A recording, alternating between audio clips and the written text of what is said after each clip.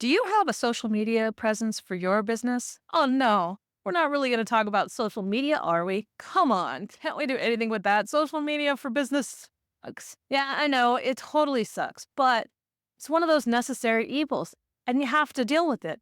Am I right? Not really. I mean, come on. What are we going to do? Another Facebook page? Another Facebook post? I'm so sick of Facebook. It's like being in high school. Well, I can definitely agree with that. I hate being on Facebook for business.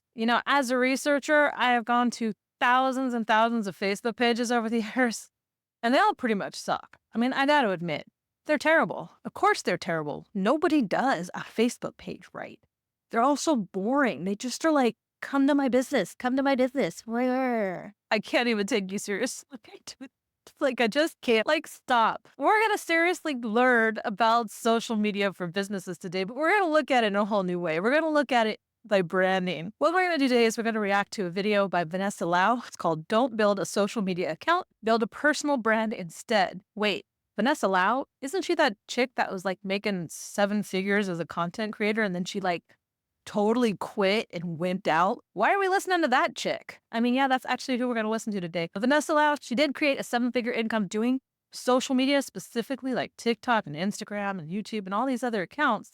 And she became one of the top experts. In fact, I've even seen videos of her talking for, I think, like YouTube conventions, and she got bored.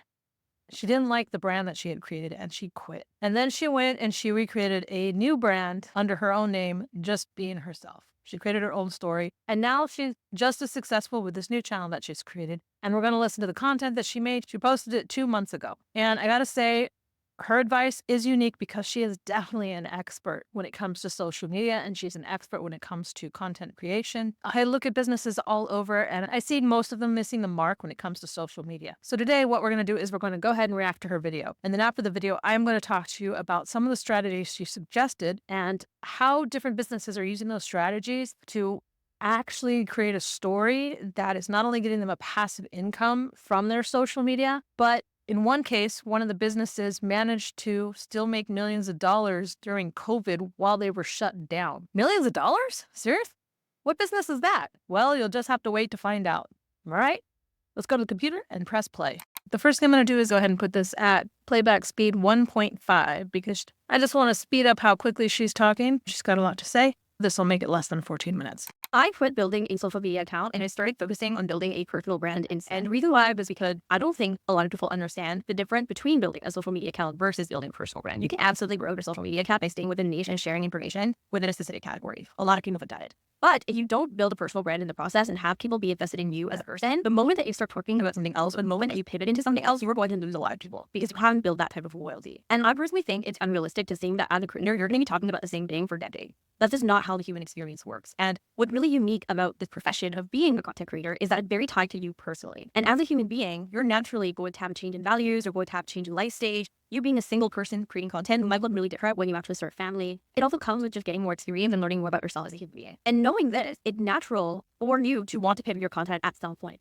But what will make it easier for you to do that pivot, or for you to actually retain the audience that you have, is if you actually start laying the foundation of building a personal brand. I relate it back to friendships, right? Let's say you have friends where you only talk business with, and that's the only thing you think, I've got to do business anymore. You basically lose touch with that friend. I personally have a lot of things in my life where I've lost touch because there was one interest we had on, and it would have been a really blended into a friendship. But the type of friendships that I have found to be the most stake is when we have a multiple, no trust business, but we deep my love for animals, for having the cute. We both love that shit, and we both love beauty. We both are in relationships, and we like talking about relationships. Like, when there are multiple layers to that relationship, it will last longer than those relationships that are just built off of one interest. And so when using that example, it also applies to the relationships that you have with social media and the accounts that you follow as well. If their account is solely focused on delivering information about a specific niche or category, the moment that they change out, you are more likely to unfollow and unsubscribe because you actually don't know them as a person. And that is because that creators made the mistake of not building their personal brand. Now, I asked ChatGPT to explain to me what a personal brand is, and I want to read it to you. A personal brand is a unique combination of skill, experiences, values, and personality that you project onto the world. Your personal brand is the story that you tell about yourself, which includes your professional expertise, but also your passions, your values, and the way that you interact with others. Building a personal brand involves strategically attracting like-minded individual or clients and to stand out in your field. And so when I hear that description, I think about a few things. First thing I think about is how a lot of us, we're very focused on professional expertise for. We're constantly focused on delivering information because we feel like the only value that we can provide our accounts is by offering information. In my case, I used to share a lot of how-tos, frameworks, tactics, strategies,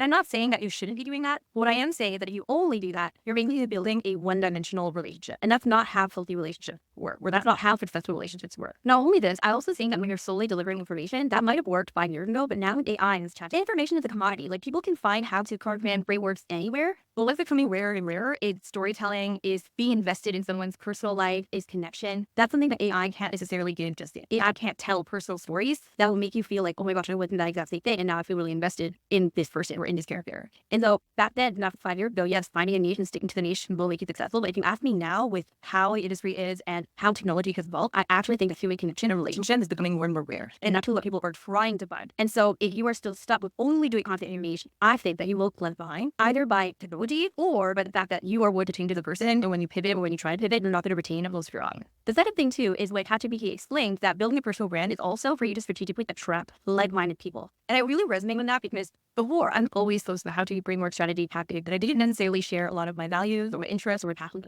But there were times where I would attract people that would be interested in my services, but they wouldn't necessarily be a 100% fit. And so I feel like for those of you who are entrepreneur, be your service provider, I think you can relate where technically on paper, someone checks all the boxes, but there's something off about the vibe. Like, you just know that you're not going to get along with this person. And so if you want to avoid those situations, it's really important for you to showcase more of you and your personality in order to attract like-minded people. Because people liking your how-tos or people liking your information is simply just not enough. And personally, if you want to have a really harmonious relationship with social media, if you want to be fun being a creator, you want to be in love with the community you're building, it is very right to fill a community of like-minded people, of people that you can see yourself being friends with, of people that you can be totally down to meet in person in real life and like totally vibe and hang out and chill. Those are like the net relationships that you can build online. But if you're a creator and you're solely focusing on delivered information and you're building an audience of people that you don't actually really enjoy being around, then it really impacts your mental health. If you start resenting the job, you start hating him for you because you don't like your audience. So if you go to this point in the video, you're probably like, okay, great, I get it. I need to build a personal brand. How exactly do I do? Well, I'm doing what I'm doing, okay? I would say that I am in my character building era right now. And the reason why I like the character building is because I've been reading fiction books lately. And I noticed that most of the fiction books that are recommended to me are always in a series. We've got the Magnolia Fox series, the Avatar series, the Empyrean series, the Harry Potter series. And I noticed that what makes those books really successful are the characters, the character building and the world building that happened within those books.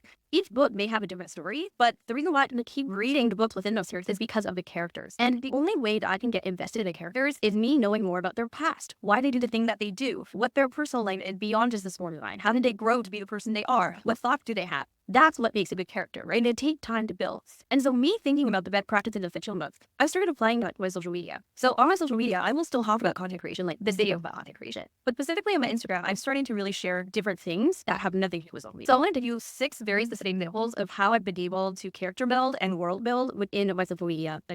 First one, I posted this Bulgarian split video, but the reason why I posted it, I genuinely thought it was hilarious. Me and Leon laughed about that video for so long. And rather than posting it on my story where it would fire, I decided to post it on my feed because I want to show people that this is one sense of humor. And I also want to show people that I am new to the fitness game and I want to attract people who are also interested in fitness. And my Prime video actually went viral. And to this day, months later, people still tag me in Bulgarian flip flop videos. Recording will DM me and say, I just started Bulgarian flip flop and I thought of you. And what it's showing me is that my presence is expanding, my footprint is expanding beyond social media. And there are things that are happening in people's daily lives where they automatically think of me because I posted that hub. Another example is this video right here where me, my fiance, my brother, and my brother's girlfriend, we did the money challenge and encouraged my dad.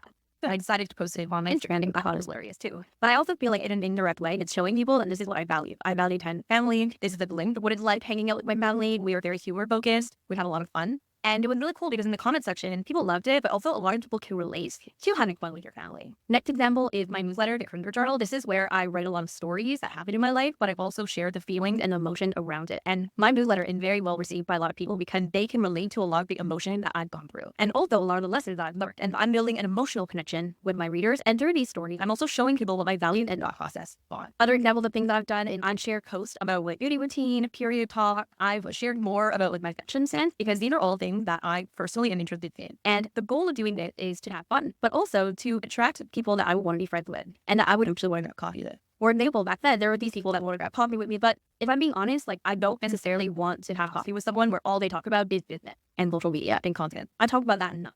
And so for me, my goal is to actually be able to show my audience like, hey, I have interest outside of social media. I actually really like fashion. I like beauty. I like health. And so by putting that out there and people understanding, oh, like the door is open to talk about these things. Now I feel like I'm actually more productive and the conversations that are happening in my DMs are a lot more interesting. Before doing this, all my DMs would just be about people asking me for social media fun. And I was very burned out from that to the point where I was romantic.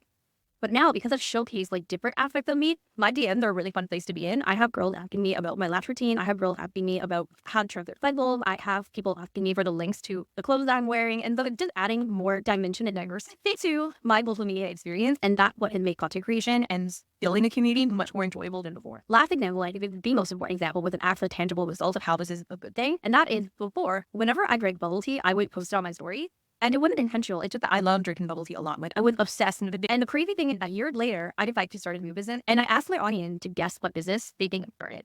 And to my surprise, when I looked at the results, most people guessed that I started a bubble tea company. And they were right. And though me starting Super Boba, which is my new business, was so effortless and so easy to transition into, nobody in my audience was surprised. And if anything, everyone was super excited about it. But that's because years ago, I had already planted the seed unintentionally that I love bubble tea. I drink it all the time. This isn't to say that you need to share things that you don't want to share. What I am trying to say is that there is value and there is merit in sharing more of the thing that you genuinely enjoy outside of work. Because there is going to be a day where you decide that the niche that you're in isn't serving you anymore and you want to make a pivot. And it's going to be a lot easier to do that when people are invested in you as a character. Very similar to the example I shared. The reason why people keep reading books within a series, even though each book has a very different story, very similar to you, how every season of your life is going to have a new chapter, going to have a new story. The reason why people keep reading is because they're invested in the characters.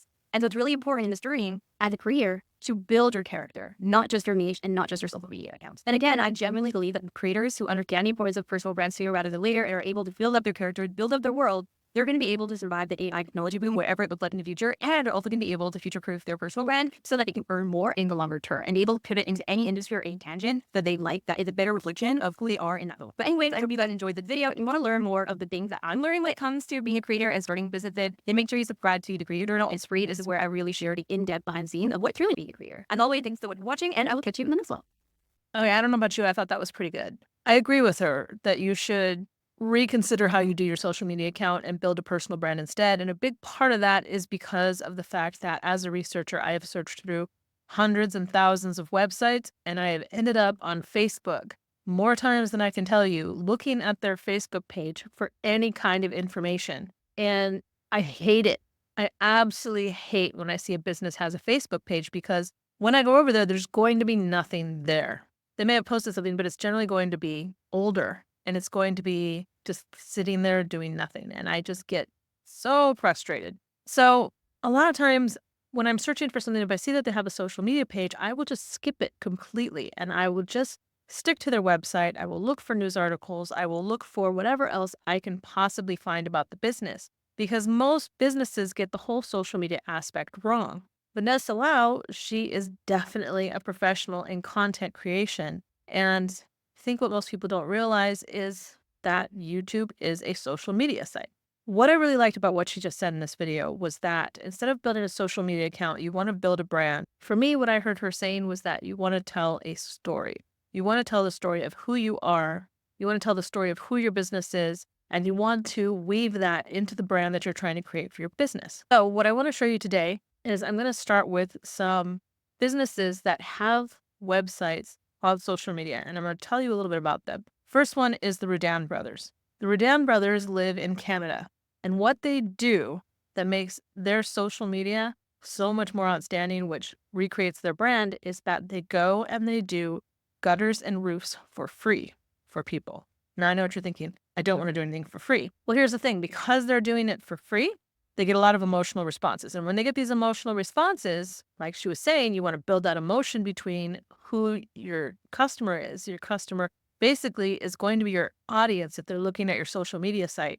You want to build that emotion. These guys, what they do when they do these roofs, they're building emotion with the person that they're building the roof for. And those people go and not only promote their services to all of their friends, all of their family, but when the video comes up, they share the video. So they get word of mouth marketing by doing that. They get the emotional aspect that the viewers love to watch, and then the subscribers been up and up. And these guys get extra money from YouTube. And I'm pretty sure at this point, they're making more money per video than they would make actually installing the roof. So they're doing it as a philanthropy kind of thing. And it helps them not only get viewers, not only get a passive income, but it improved their reputation in their area. It's made their customers much more loyal. Right now, they have 384,000 subscribers. I've installed vidIQ on mine because they give statistics to all these different websites. Their highest views for one of their videos was 3.3 million videos. Their average views per video is 813,000, and that's with 384,000 subscribers. Now, you may be thinking, that's probably taken them years to grow that big. Actually, I started watching them earlier this year, and when I started watching them, I think there were somewhere around 25,000 to 40,000 viewers. I want to say they were definitely less than 100,000. They have grown so fast because of the fact that they're doing these emotional stories of putting roofs on the houses. They started off by installing gutters for free for people, and it grew and eventually became roofs. And now they have other contractors that work with them that also get promoted by that. Here's another guy, Devon Rodriguez. He was the #1 followed artist, I believe, on TikTok. I think he still is. Like, he lives in New York, and he gets on the subway and he just draws people randomly, and then he gives them the picture. And he's turned them into shorts, which has gotten him just a ton of views. But he's got basically 12.3 million subscribers and 617 videos. And now he travels all over the world. He's been doing a series lately where he's in Paris and he draws people on the Paris subway. And I think I've seen him in other places, but I can't remember where right now. So he's building his brand, and now people see him and they ask him to draw. And he doesn't actually charge them for it, but he makes so much money. With 12.3 million subscribers, he is making a ton of money for just doing his art. And then this guy, I love this guy, Brennan Jackson. He's at 70,000 subscribers right now, which may not seem like a lot. He's a hairstylist, and he's a hairstylist that specifically cuts hair for autistic children. And the emotion behind that, watching the parents. I have a brother who's autistic, and so I understand the emotional distress that parents go through when they're trying to get their kids' hair cut. And he will do these simple haircuts. He makes a secondary income from this. All of the haircuts he does for the kids are free. And some of his videos have gone viral. They're fantastic. And he uses this to help promote his business. Now, the other thing that I want to talk to you about is basically how this can apply in other aspects. Yes, this is YouTube. That's all well and nice. But what about regular business? I did an aquarium research project during 2020. I think it was like the end of 2020, beginning of 2021 when we did a research project on aquariums. And I basically looked at every aquarium that we could possibly find. I had like 350 aquariums in the US in my database. And I checked on a ton of them, trying to see how they were surviving through COVID. And a lot of them were really suffering. But the one that impressed me the most was the Monterey Bay Aquarium. Now, the Monterey Bay Aquarium, they did something that I didn't see any of the other aquariums do. Part of it was like a story, but they also created a new kind of brand. One of the things that they did was, since people couldn't come into the aquarium and see the fish and stuff like that, and they have a huge aquarium, they need millions of dollars a year to survive, they basically went online. They created an online presence on their website, and they did stuff like yoga in front of the jellyfish tank, or concerts in front of the seal tank, or, I mean, those were the specific ones. But some of the things that they're doing is, here is their act for the ocean, what they're doing: plastic pollution, sustainable seafood, working on climate change, oceans, ecosystems. They're creating a brand. They're doing challenges. They're saying what you can do. They're saying what they're doing. Of course, if you've ever been to an aquarium, you know that they often do shows that give a story as well. If you've ever heard the story of Winter, the dolphin whose tail was amputated, he's in Florida. They did 2 movies about him, and the emotion behind that has saved that aquarium because that aquarium was going under. And it's really not so much an aquarium, it's more of a aquatic hospital for animals. They basically save animals, rehabilitate them, and then try to re-release them into the wild, but Winter can't be re-released. So putting these stories into it can actually save your business. It can turn things around. That's why you want to consider what she's saying. What is the story behind your brand? What can you add? If you do a social media site, YouTube is a social media site. Bloopers are so much fun to watch. She was doing the silly stuff in her little shorts. You don't have to do long videos. You just record things throughout the day and you tell the story of who you are. That's something you should consider doing with your customers. What are some of the emotional connections that you can create? What are some of the stories you could tell? If you were to do a YouTube channel, what kind of bloopers and fun stuff would you tell about your company? Because that's your brand. That's where you want to branch out. Okay, guys, I hope you liked that. Today is actually day 19 of my 30-day YouTube challenge. This week, I am reacting to business experts on YouTube, and I'm doing it until day 21. And then after that, I'm going to start a new series. So this is the 5th reaction video that I've done. If you like the channel and you want to see more reaction videos about business experts, or if you just want me to help you redesign your business to take it to the next level, make sure you hit subscribe, share, all that stuff. Ask me questions in the comments below. I'd love to answer questions. Tomorrow I'm going to watch another reaction video. I haven't decided who I'm watching yet because I've got a lot of videos that I'm trying to react to this week. I'm actually specifically focusing on how to get you more customers. So again, if you want to get more customers, hit the subscribe button. Otherwise, I will see you in tomorrow's video. Ciao.